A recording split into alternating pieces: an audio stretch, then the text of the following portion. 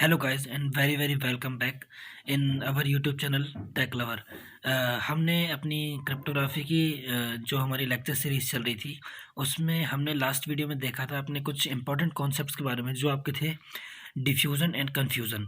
ठीक है, तो हम लोगों ने डिफ्यूज़न और कन्फ्यूज़न के बारे में डिटेल में देख लिया था कि ये जो दो टॉपिक्स थे ये ब्लॉक साइफर को सिक्योर करने के लिए कैसे यूज़ किए जाते हैं, जिसका इंट्रोड्यूस करवाया था आपके क्लाउड शैनॉन ने। उसके बाद आपको याद होगा हमने फिएस्टल एन्क्रिप्शन भी देख लिया था, जो कि जिसमें मैंने आपको एक स्ट्रक्चर बना के दिखाया था कि एन्क्रिप्शन की प्रोसेसेस कैसे होंगी, इनपुट प्लेन टेक्स्ट कैसे आएगा और वो फर्दर कैसे प्रोसेस होगा। इन चीज़ों के बारे में हमने देख लिया था। तो आज हमारा जो वीडियो है फ्रेंड्स, अब हम इससे आगे बढ़ेंगे और हम अब आगे बढ़ेंगे अपने जो हमारे पर्टिकुलर ब्लॉक साइफर्स थे जो कि यूज़ होते रहे फाइनेंशियल एप्लीकेशंस में, उनके बारे में आज हम डिस्कस करेंगे। तो चलिए दोस्तों शुरू करते हैं।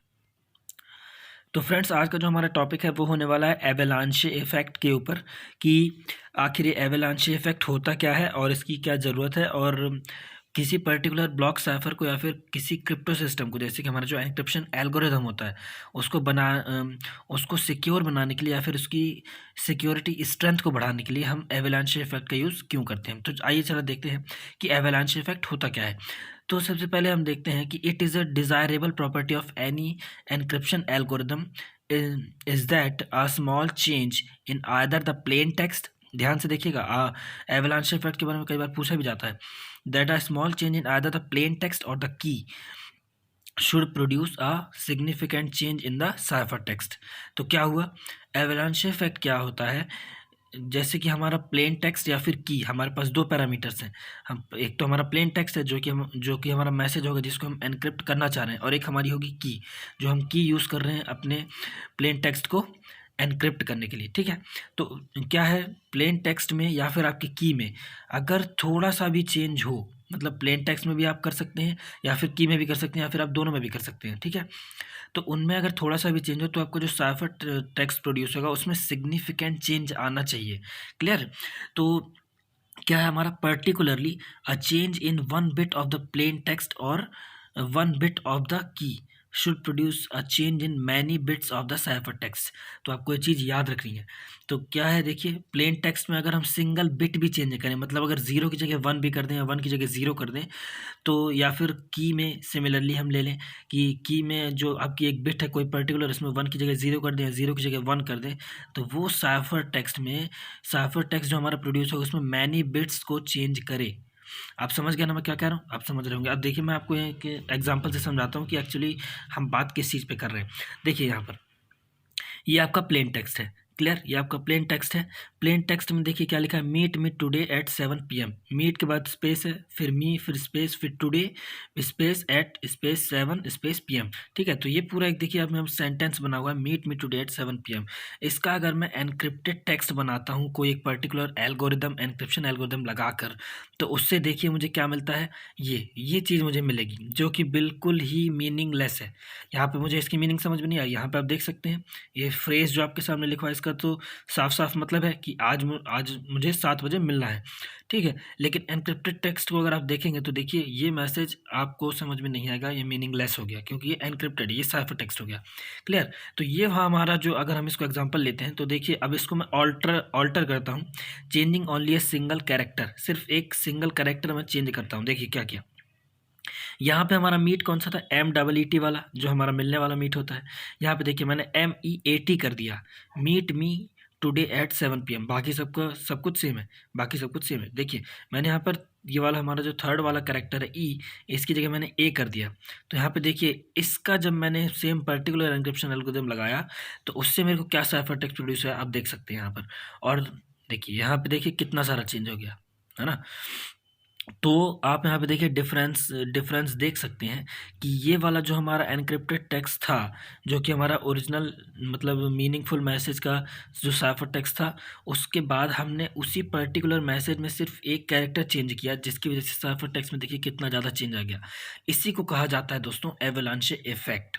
ठीक है, तो ये किसी भी पर्टिकुलर एनक्रिप्शन एल्गोरिदम की एक बेसिक प्रॉपर्टी होती है कि एवलांचे इफेक्ट उसमें होना ही होना चाहिए। ठीक है, अभी हम आगे हैश फंक्शंस भी पढ़ेंगे, जिसमें इस चीज़ को और हम क्लियर करेंगे कि उसमें एवलांच इफेक्ट कैसे आपका रोल प्ले करता है। ठीक है, तो अभी हम उसको हैश फंक्शन में भी अपना स्टडी करेंगे इसको दोबारा से। तो अभी आप बस इतना ध्यान रखिएगा कि एवलांच इफेक्ट क्या होता है। चलिए आगे देखते हैं। नेक्स्ट आता है फ्रेंड्स हमारा, इतना सब कुछ देखिए कंप्लीट होने के बाद जो हमने अभी रिसेंटली पढ़ा था, हमने कुछ ब्लॉक साइफर्स पढ़े थे जिनमें मैंने आपको Hill cipher, Caesar cipher, present cipher, इन सारी चीज़ों के बारे में बताया था। और आपका एक वन टाइम पैड था जो कि सिक्योर था। ये हमारे सिर्फ ब्लॉक साइफर्स थे, ब्लॉक साइफर थे पर्टिकुलर, जो कि सब्स्टिट्यूशन टेक्निक पर बेस्ड थे। अब हम देखिए फिएस्टल नेटवर्क हमने पढ़ लिया कि वो फिएस्टल नेटवर्क किस तरह से काम करता है, उसकी सिक्योरिटी के बारे में हमने पढ़ा, और एवलांच इफेक्ट, सब्स्टिट्यूशन और आपका ट्रांसपोजिशन, सारी चीज़ों के बारे में पढ़ा।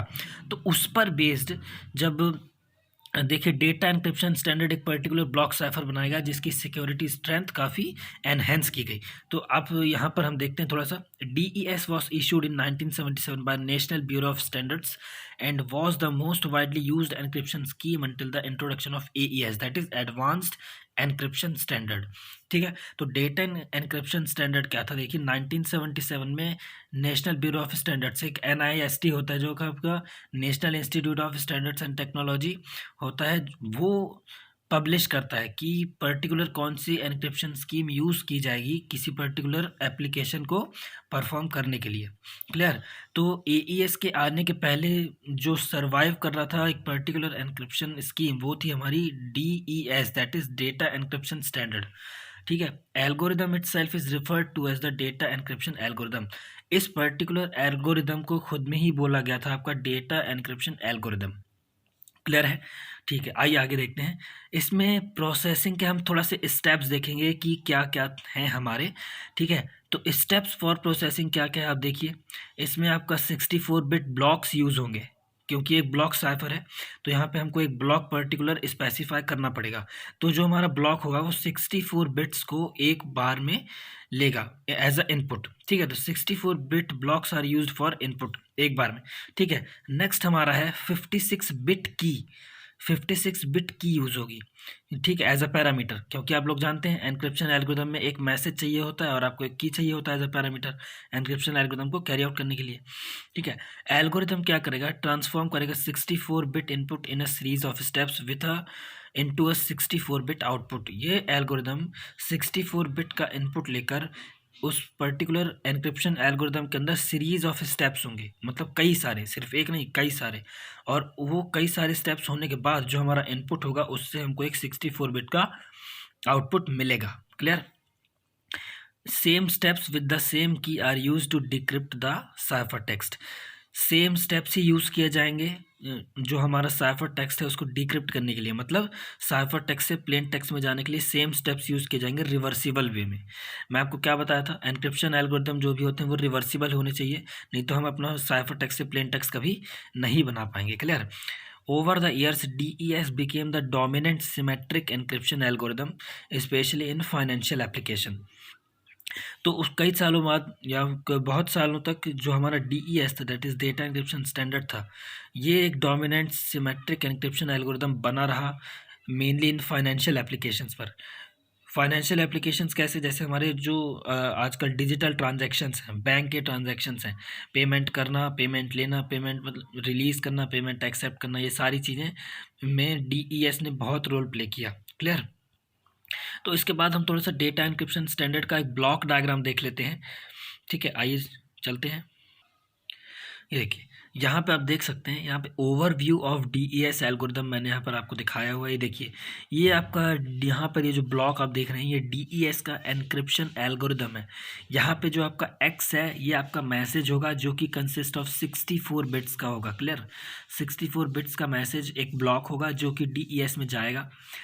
ठीक है, वहाँ से यहाँ से देखिए, यहाँ से आपकी की एज अ पैरामीटर एंटर करेगी, 56 बिट्स की होगी जो, और इन दोनों ये जो DES है ये मैसेज को और की को एज अ पैरामीटर लेके आपका आउटपुट प्रोड्यूस करेगा जो कि आपका होगा 64 बिट्स का। क्लियर। इसकी कुछ प्रॉपर्टीज़ के बारे में हम देख लेते हैं जो कि होती है, देखिए सिमेट्रिक ब्लॉक साइफर, ये एक सिमेट्रिक ब्लॉक साइफर है, मतलब इसमें सिंगल की ही यूज़ होगी, जो फंडामेंटल की है हमारी वो सिंगल ही यूज़ होगी एनक्रिप्शन के लिए भी और आपका डिक्रिप्शन के लिए भी। ये एक आइट्रेटिव एल्गोरिदम है। आइट्रेटिव का मतलब है कई सारे स्टेप्स, सीरीज ऑफ स्टेप्स होंगे जिसमें बार बार ये राउंड फंक्शन चलेगा और आपका आपका साइफर टेक्स्ट प्रोड्यूस करेगा। ठीक है, इट कंसिस्ट ऑफ 16 राउंड्स मतलब यहाँ पे आप देखिए, यहाँ पे मैंने आपको ये जो छोटा सा डायग्राम दिखाया हुआ है, ये सिर्फ मैंने दिखाया आपको सिंगल राउंड का जो प्रोसेस है। ठीक है, अभी हम बात करेंगे जब मैं इसके पूरे स्ट्रक्चर के बारे में आपको पढ़ाऊंगा कि 16 राउंड्स कैसे आपका प्रोसेस होता है। ठीक है, 16 राउंड्स होते हैं, तो आपको ये सारी चीज़ें याद रखनी है।